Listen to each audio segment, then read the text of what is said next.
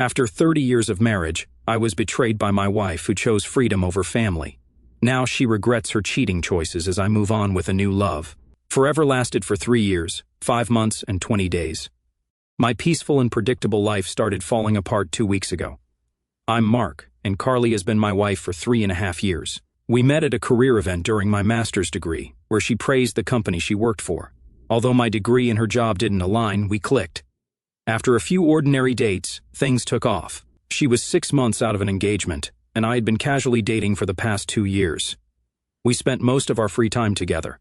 While she had a salaried position, I was knee-deep in my thesis. We were both cautious about closeness, but once it started, we knew we belonged together. We got married after my graduation, vowing our love would last forever.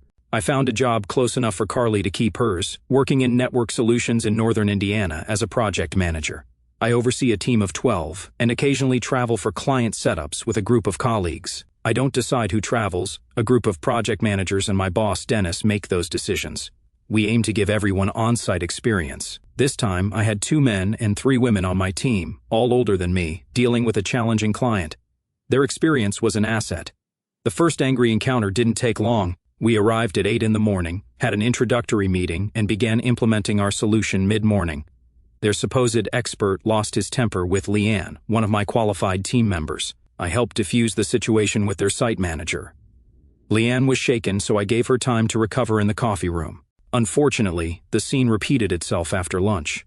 Their expert was sent home, and despite efforts to calm Leanne, I eventually sent her back to the hotel. She joined the team for dinner, and I invited them to join me for a run around the park. Leanne was the only one who accepted. While jogging, she suggested running away together, but I reminded her of company policies regarding relationships between managers and subordinates. Back in my room, I was perplexed by the conversation. I talked with Carly but didn't mention Leanne's actions. Leanne, always displeased with me being her superior, showed signs of disrespect the next morning. I asked Leanne if everything was okay. "Currently, I'm fine, Mark," she replied. Thankfully, the day was uneventful. Their expert doubted our work but didn't lose his temper. My team and I had dinner, and during the evening, a disruptive guest caused a scene. After dinner, I jogged alone, talked with Carly, and watched the 10 o'clock news. A knock on my door revealed Leanne with her coat on. I greeted Leanne and inquired about her well-being, noticing a change in her tone. She mentioned wanting to show me something and proceeded to reveal her body. I advised Leanne to cover up and declined her offer, suggesting she return to her room with plans to see her in the morning. She responded with a mock-sad look and a smile before leaving. Recognizing the importance of informing Dennis, I sent an email seeking a private conversation about Leanne. The next morning, I approached Leanne and asked if everything was okay. She assured me that she was currently fine. While she demonstrated skill in her job, her behavior struck me as strangely odd. Dennis responded to my email later, expressing his intention to meet with me upon my return. Everything seemed normal for the rest of the trip. Back home, Leanne was as abrupt as usual. I hoped whatever caused those 2 strange nights was in the past. Foolishly, I received a text from Leanne on Sunday evening, describing explicit content with emoticons. I hadn't seen Leanne since our plane landed on Friday evening. She likely sent the text, meant for her lover, to me by mistake. I didn't respond and planned to talk with her in the morning. The idea of Leanne with a lover was hard to imagine, just saying. However, the same could easily be said about me.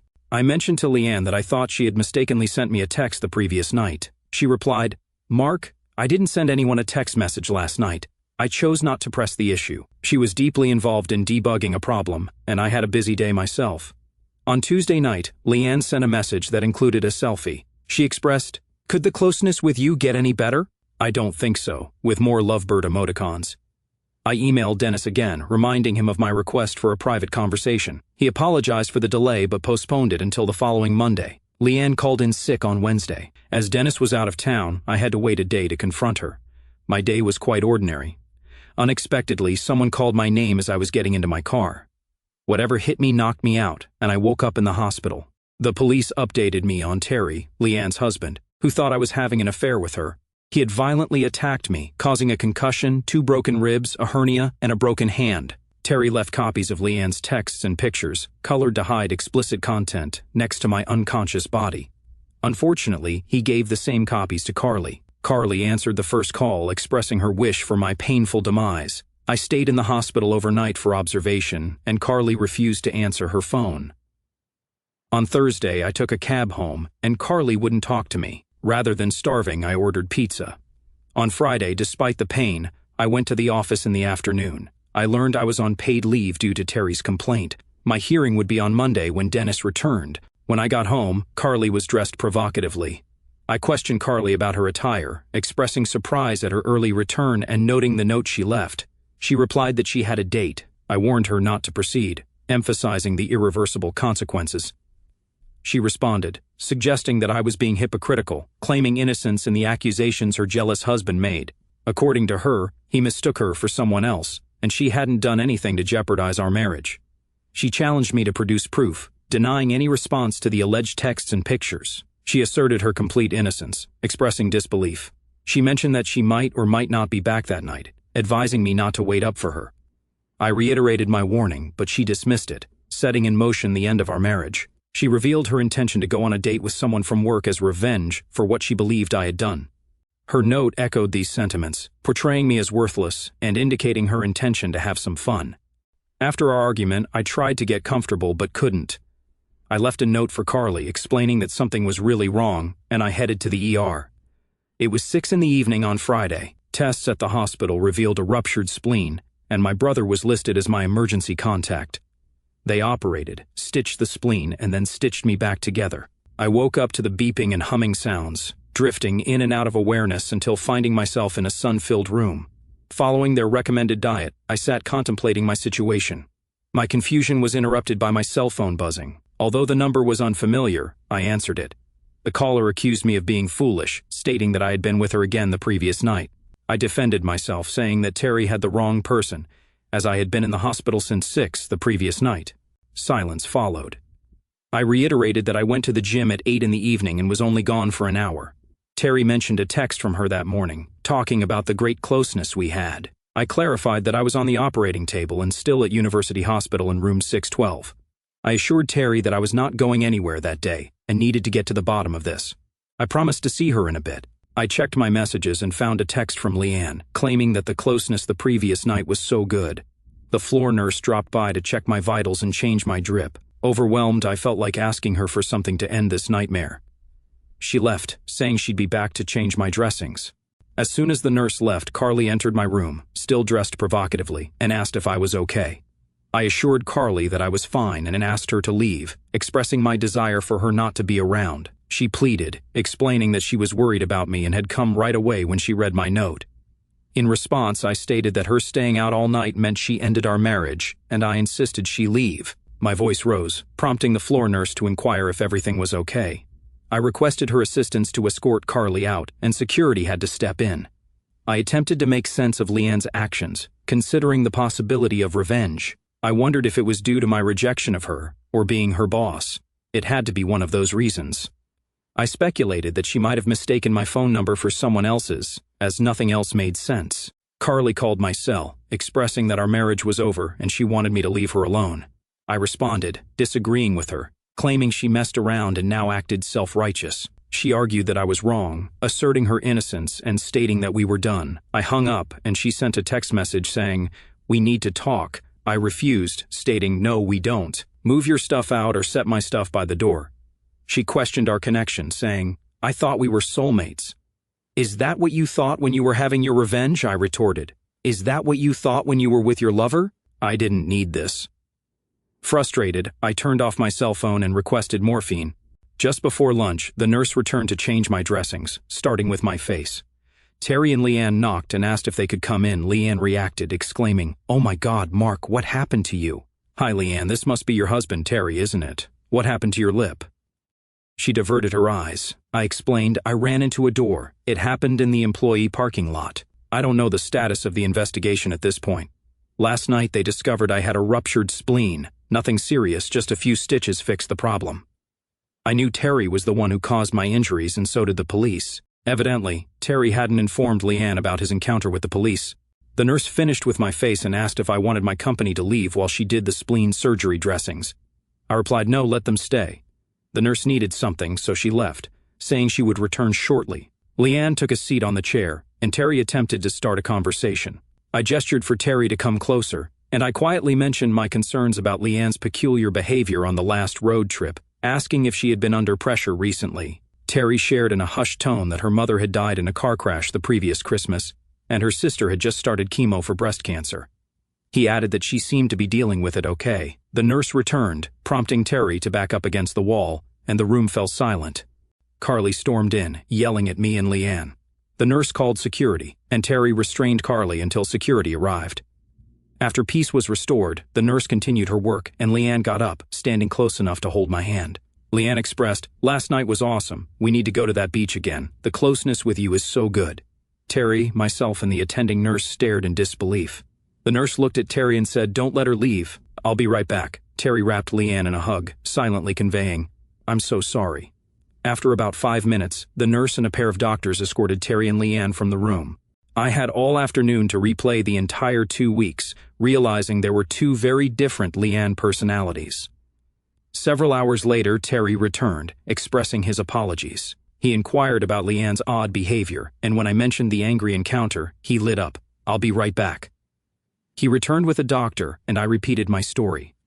Terry began explaining, "Mark, when Leanne was a child, she was mentally traumatized quite severely. Her father was relentless in his verbal mistreatment of her. She has been in the midst of a nervous breakdown since last week's encounter." I said there was no conflict involving her that day, but then remembered the guest and the tray. The doctor joined in. "That would do it. She has what we call dissociative identity disorder, basically dual personalities. It is usually a reaction to trauma as a way to help a person avoid bad memories. You must have been the person who interceded on her behalf. You made an imprint on her fantasy personality." Terry asked about Sunday and Tuesday, and I explained about the lawnmower incident and the angry encounter. He inquired about the knockdown fight the previous night, and I shared that she was upset about the complaint I had filed against him. Terry expressed his regret, understanding the impact on my life. The doctor explained, "Very little can be done. She needs extensive counseling to help her understand what's happened to her. People get over it, it just takes time." Terry apologized again and left. Even though she had turned my life upside down, I really did feel sorry for Leanne. They informed me that I would likely be released by noon on Sunday if I had an uneventful evening. I sent an email to Dennis, asking him to please contact Terry, as there had been some pertinent developments. I scrolled through the text messages from Carly, a whole lot of anger being vented toward me. It saddened me to think that this strange set of circumstances had ended my marriage. I played the voicemails, but her attempts to justify her actions only fueled my anger. They all hit the trash can. On Sunday, I drove back to find my house as I had left it. Carly had not moved out, and my stuff was still there. I started packing what I thought I'd need for the next week. Dennis called around 3 in the afternoon and asked if he could drop by. He said everyone was convinced I was not at fault and had done nothing wrong. My attempt to talk to him about Leanne, along with Terry explaining her medical issue, had satisfied all of higher management's concerns. I was reinstated, and this would be expunged from my employment history. Leanne had been placed on unpaid leave. I had just placed the last sack in my car when Carly pulled into the driveway. She accused me of planning to run away, calling me a coward. I explained that Leanne had a nervous breakdown, and her allegations were untrue. Leanne was under observation at the university, and I suggested talking to Terry for confirmation.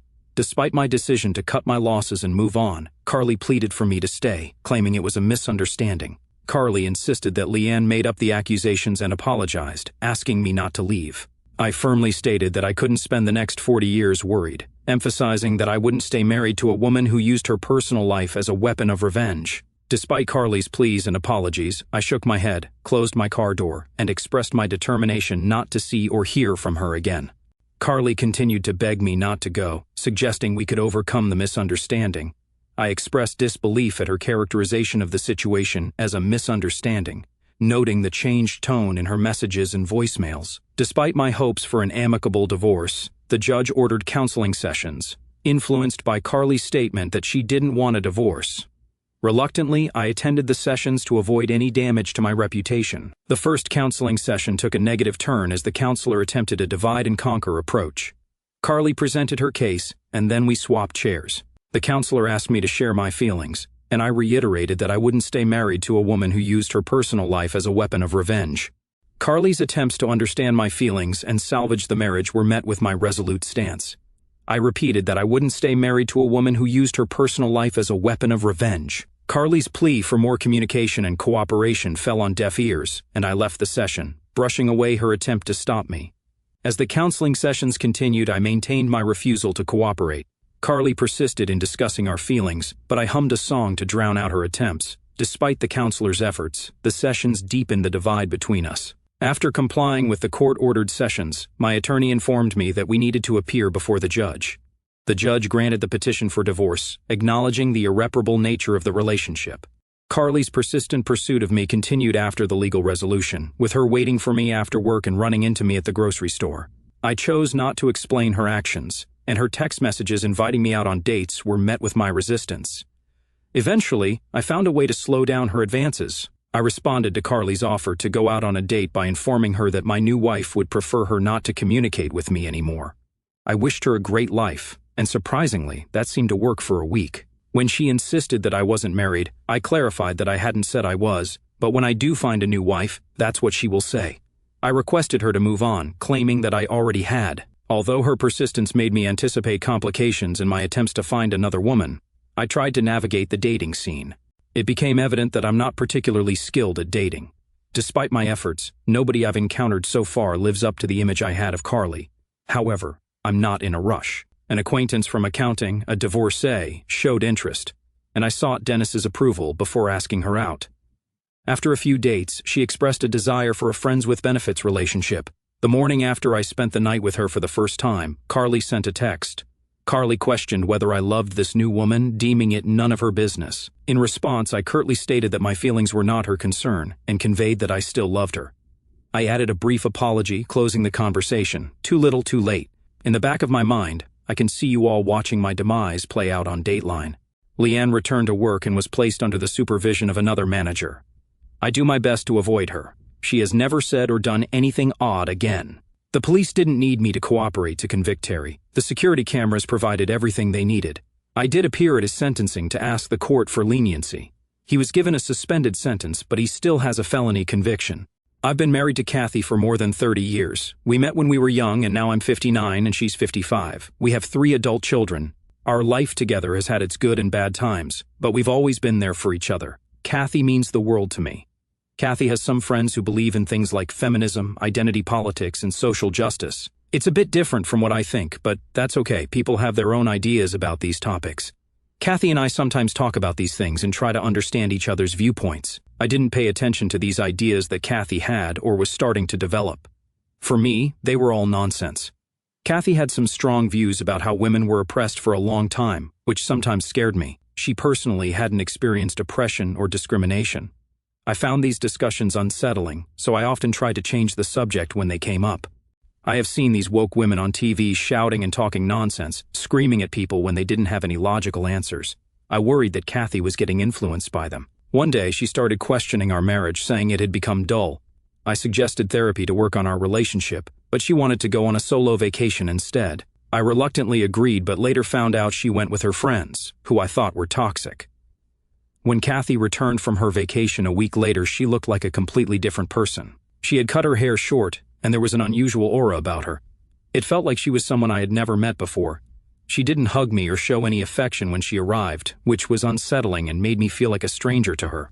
Kathy continued to spend more time with her friends and engage in protests, some of which I didn't support. I had a serious conversation with her, expressing my concerns about the direction she was heading. I told her that she needed to reconsider her choices. However, she didn't listen and continued with her activities.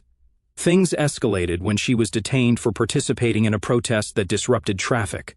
I had to pick Kathy up from the police station, and during the ride home, we had a very heated conversation. She remained silent throughout, which left me even more concerned about what was happening with her.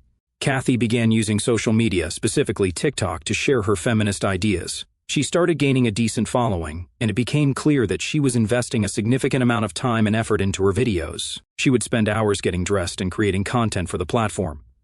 Her social media activities seemed to be consuming a lot of her time and energy.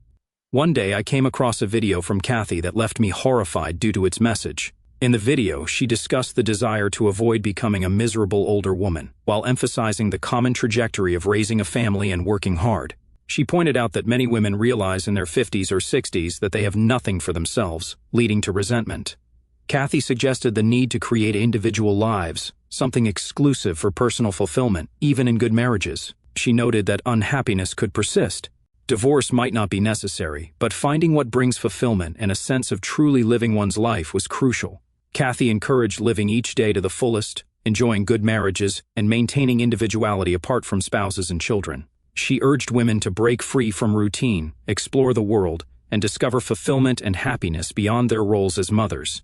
I felt that she was encouraging women to get divorced. I went home that evening and confronted her, and to my shock, she said that she was leaving and had already packed her bags.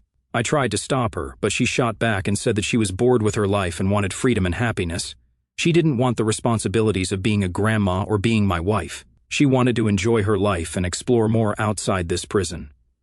I was speechless and felt that I had lost my wife to toxic people who had poisoned her mind. I didn't stop her and just said that I'd miss her and asked her to come back as soon as her exploring was over. She had moved into a smaller apartment in the center of the city. I informed my kids about their mother, and they all said that she was just going through a phase and would get back home soon. I agreed as well and just waited for her. My wait was cut short soon and turned to shock as I received the divorce papers. She had all this planned and was not in any phase. I called Kathy, but she didn't answer. My kids during this time did try to talk my wife out of divorce, but she shut them down as well. A few weeks later, we had our divorce settled, and after 30 years of marriage, I was single. The following day, Kathy shared a new video, expressing that she had accomplished the move into her new place, which she described as feeling like a princess bed. She mentioned the rain during the previous day's move. Today, she woke up with a different feeling, free, as if a weight had been lifted, and she felt genuinely excited for the first time in years. Although her place was still somewhat disorganized due to unpacking, and the apartment was relatively small, requiring intense organization, she conveyed gratitude for this change. After a couple of weeks of continuous moving, she had finally settled into her new apartment. Kathy mentioned that she would provide a tour of it tomorrow. At that moment, she just wanted to say hello. Additionally, she mentioned that her very handsome boyfriend was making dinner for her, emphasizing that life was good. I was angry and heartbroken. She broke my home and now has broken my heart. My kids also saw the video and called me to console me and asked me to move on with my life. Eventually, I did move on and found an amazing woman, Maya, who was in her early 40s. She was a high school teacher and was single. We hit it off instantly and now have been going steady. I never informed my ex-wife, and I didn't think it was important. I planned a trip with my kids and Maya so that everyone could know each other and get along. Maya asked me to invite my ex-wife, Kathy, as she felt it was important that she knew there was someone in my life. So I called Kathy and invited her. Initially, she didn't agree to join our trip. I didn't tell her about Maya by then. My daughter later called her and asked her to join, informing her that the invitation would not be extended again. I had hired an amazing boat ride for all of us, and Kathy was the last to join us. She came alone. I introduced her to Maya and told her how happy I am with Maya. I wish I could have clicked a picture of Kathy at that very moment. Her face was red, and it seemed that she was not expecting me to have a life of my own. Throughout the trip, I enjoyed Kathy's disgust toward Maya and me. Although Maya had a noble intention, I was really enjoying the results. A few days later, we came across another video of Kathy where she revealed that the recent days had been highly traumatic for her. Despite acknowledging that it wasn't entirely her fault, she took some blame for the distressing situation. Kathy shared that she anticipated a strong physical and emotional reaction upon discovering that her estranged husband was in a new relationship. Despite being separated for a year, they still spent some family time together, and he had assured her multiple times that he wasn't involved with someone else. However, this turned out to be untrue. Kathy expressed uncertainty about joining a trip, fearing her ex-husband might misinterpret her intentions. Despite these concerns, her daughter convinced her to participate, suggesting that he might not extend another invitation. In hindsight, Kathy understood the reason for her daughter's advice. She clarified that what hurt her the most wasn't the fact that he was in a new relationship, as she had a boyfriend herself, but the fact that he hadn't informed her. She had felt secure, believing he still harbored love for her. He even invited me on a trip with him and our daughters, which I accepted. However, during the trip I discovered some hurtful texts, and it was horrifying. The trauma that followed was intense.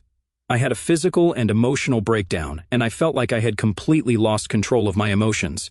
It was a terrible experience, and I'm struggling to cope with it.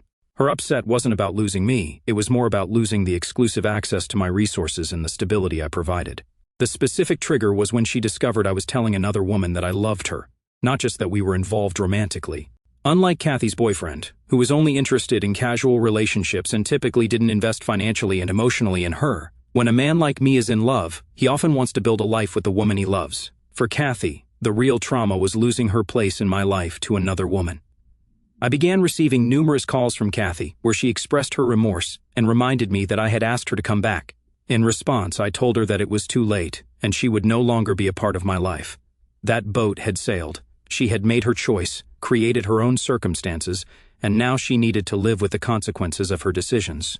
A few days later, we came across another video from Kathy where she shared that things weren't going well for her. She reflected on how life used to be good and questioned whether the difficulties were her fault, considering herself possibly selfish or self-centered. Kathy expressed her struggle with the artificiality and pretense around her, admitting she was fine initially, but now the reality of the separation was sinking in. Acknowledging that it was just a separation and there were worse things in the world, Kathy remained uncertain about what her future held. She could only remember the positive aspects and found it challenging to recall anything negative. Kathy reminisced about a lovely woman who was once a close friend, revealing that she had been invited to dinner by this person and had bought gifts for their children. Despite being at home with her own family, Kathy decided to join this other family for dinner, expressing a sense of missing her own family and the struggle of being without them. Kathy confessed that being a family meant a lot to her, and she pondered whether enduring misery would be worthwhile if it meant having her family back. Without them, she felt lost about her identity. Teary, Kathy clarified that her emotions weren't due to drinking, but stemmed from the profound difficulties she was facing. She wished everyone a happy Saturday and expressed hope that she would be okay later, acknowledging the profound sense of loss she felt.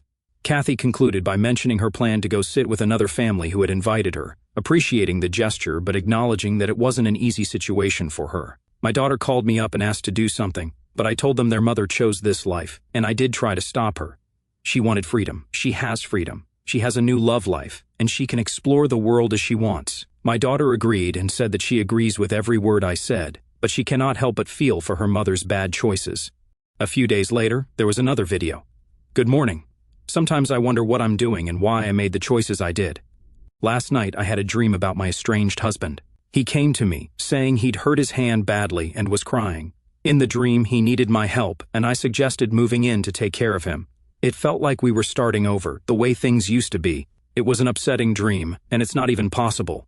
It's just how dreams are, I guess. My body is telling me that I still love him and I always will, but things are different now. Sometimes I get angry and think, why doesn't he believe that I should have a fair share? He wants to give me some money, but it's not enough.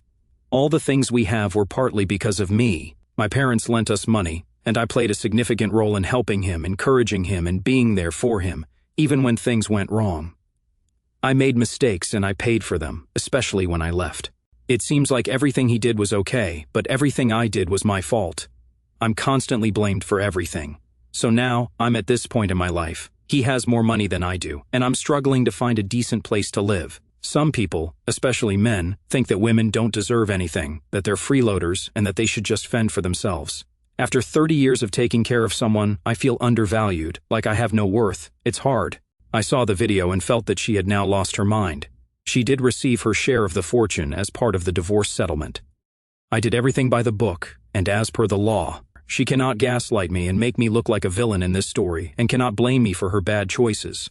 I wanted to retaliate and sue her for her video. Maya then stopped me and asked me to ignore her. My kids called Kathy and told her to apologize for what she posted, or she would be cut off from everyone's life. Kathy, having no choice, did post a lame apology, citing her mental health as a reason. I got married to Maya a few days later, and I unfollowed Kathy on all my social media. The aftermath of Kathy's apology marked a turning point, not just in my relationship with her, but in how I viewed the life I was building with Maya. The apology video, half-hearted and draped in excuses about mental health, felt like a final jab, rather than a genuine attempt to make amends. It was clear Kathy was grappling with the consequences of her choices, but I had no room left for her deflections. Marrying Maya was my way of closing that chapter, a commitment to a future untainted by the chaos Kathy had stirred. Unfollowing her on social media wasn't just symbolic. It was a deliberate act to sever the last threads of connection that kept pulling me back into her orbit. Life with Maya was different, grounded in a way my marriage to Kathy hadn't been in its final years. Maya's steadiness, her clarity about what she wanted, gave me a sense of stability I hadn't realized I'd been craving. We settled into a routine that felt both new and comforting. She continued teaching, her days filled with lesson plans and grading, while I threw myself into my work, grateful for the reinstatement and the chance to rebuild my reputation after the Leanne debacle. Our evenings were spent cooking together or taking walks, talking about everything from her students' quirks to my latest project challenges.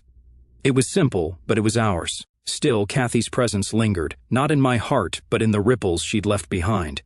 My kids, now navigating their own adult lives, struggled with their mother's choices. They'd call occasionally, updating me on Kathy's latest posts or her attempts to reconnect with them.